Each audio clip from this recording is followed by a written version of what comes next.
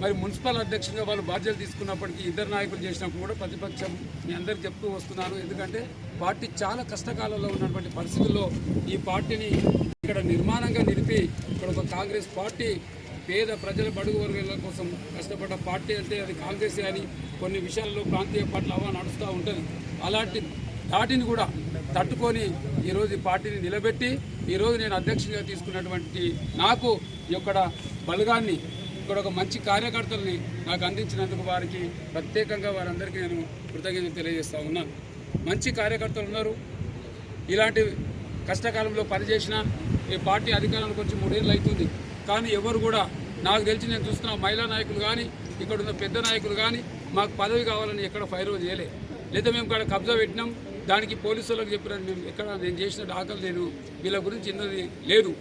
కాబట్టి ఇక్కడ మీరు ఉదాహరణకు ప్రజాప్రతినిధులకు ఒక మాట చెప్పదలుచుకున్నా, ఇక్కడ 14 ఏళ్ళుగా ఈ గ్రామాన్ని పాలించినటువంటి సర్పంచ్ గారికి ఇల్లు కూడా లేదు. ఇళ్ళకి నడుచుకునేటప్పుడు ఇక్కడ రోడ్డు మీద ఒక ఇల్లు ఉంటుండే. మొన్న ఒక సందర్భంలో కలిసినప్పుడు ఆ ఇల్లు కూడా పోయిందని ఇల్లు రోడ్లో ఉంటే నేను వాస్తవానికి నేను చెల్లించిపోయినా. అంటే మనిషి అనే వారు ఇవ్వాలనుకుంటే సరే ఒక 5 కోట్లు ఉంటునో 2 కోట్లు ఉంటునో ఆస్తి సంపాదించుకుంటానో ఆయన ఆస్తి కార్యకర్తలు ఈరోజు మనం ఎందుకు చెప్తున్నాం, దయచేసి మాట్లాడదండి ప్లీజ్. అయితే ఎందుకు మనం అతన్ని ఆదర్శంగా తీసుకోవాలంటున్నాం అంటే మొన్న టీఆర్ఎస్ నాయకులు చాలామంది ఈ మున్సిపాలిటీలో కార్పొరేటర్గా ఎన్నికైనారు. ఎన్ని పైసలు ఇచ్చే టికెట్లు తీసుకున్నారు మీకు తెలుసు. మరి అలాంటి వాళ్ళు ఈరోజు ఏ విధంగా అవినీతి చేసిరో మీరందరూ ఒకసారి చూడండి. వాళ్ళ గురించి మనం పబ్లిక్లోకి పోతే మనం మాట్లాడేంత దమ్ము ధైర్యం ఉంది.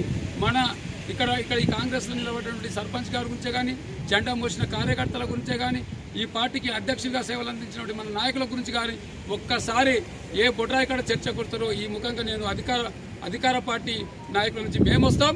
ప్రతిపక్షంగా ఇప్పుడున్నారు మీరు ప్రతిపక్షంగా. గత 10 ఏళ్ళు మీరు ఈ యొక్క రాజభోగాలు అనుభవించి మా ప్రజల సొమ్మును ప్రభుత్వ ఖజానాను కుల్లగొట్టినటువంటి మీకు నేను సవాల్ విసురుతా ఉన్నాను. మీరు ఏ రోజు టైం ఇచ్చినా ఈ రోజు రోడ్డు మీద కూర్చొని చర్చించడానికి మేము సిద్ధంగా ఉన్నాం.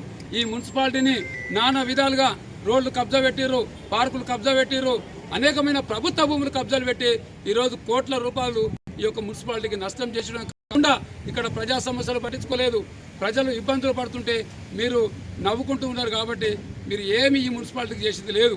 ఎందుకంటే ఈరోజు కాంగ్రెస్ పార్టీ అధికారంలోకి వచ్చినాక మీరు ఒక్కనాడలో ప్రజా సమస్యల మీద మీరు మాట్లాడేలా ఉన్నాయి సమస్యలు. నేను ఒప్పుకుంటున్నాను, మేము ధైర్యంగా మీడియా ముందు ఒప్పుకుంటున్నాం. కాంగ్రెస్ పార్టీ అధికారంలోకి వచ్చినాక కొన్ని విషయాలలో మేము కూడా కొన్ని సమస్యలు తీర్చకపోవచ్చు. కానీ ఏనాడైనా బీజేపీ నాయకులు ఈరోజు ఒక ఎంపీని గెలిపించుకున్నారు, టీఆర్ఎస్ నాయకులు ఒక ఎమ్మెల్యేని గెలిపించుకున్నారు. కానీ మీరు ఒక్కనాడైనా వచ్చి ఈ ప్రజలకు ఈ సమస్య ఉందని ధర్నా చేసిరా? ఈ సమస్య మీద ఎక్కడైనా మీరు ఒక అధికారిని కలిసి ఇచ్చిరా అని నేను ఈ యొక్క వేదిక ద్వారా మీకు సవాల్ చేస్తూ ఉన్నాం. మా నాయకులు ఈరోజు మాట్లాడుతూ ఉన్నారు. మా నాయకులు కూడా ఈరోజు రేపటి నుంచి అధికారుల దగ్గరికి మేమే ఈ సమస్య ఉందని చెప్తాం. ఆ సమస్య తీరేంత వరకు ఇప్పుడు ఏ విధంగా అయితే ఇక్కడ ఊరూరు జెండా ప్రోగ్రాం అవుతుందో రేపు అధికారులతో కూడా మాట్లాడి మాకు కూడా సీఎం దాకా కూడా మాకు మంచి పేరుంది. అక్కడి నుంచి నిధులు తెచ్చి ఈ యొక్క మున్సిపాలిటీని ఈ యొక్క డివిజన్ను తప్పకుండా అభివృద్ధి చేస్తాం. మీరు అనుకుంటుంటే దానికి కూడా నేను సమాధానం చెప్తా. ఈ 2.5-3 ఏళ్ళ నుంచి మీరు ఏం చేసినారంటే ఈ యొక్క మున్సిపాలిటీని జిహెచ్ఎంసీలో కలపడంతో ఇక్కడ ఉన్నటువంటి నాయకులు మేము కష్టకాలంలో పనిచేసినాం.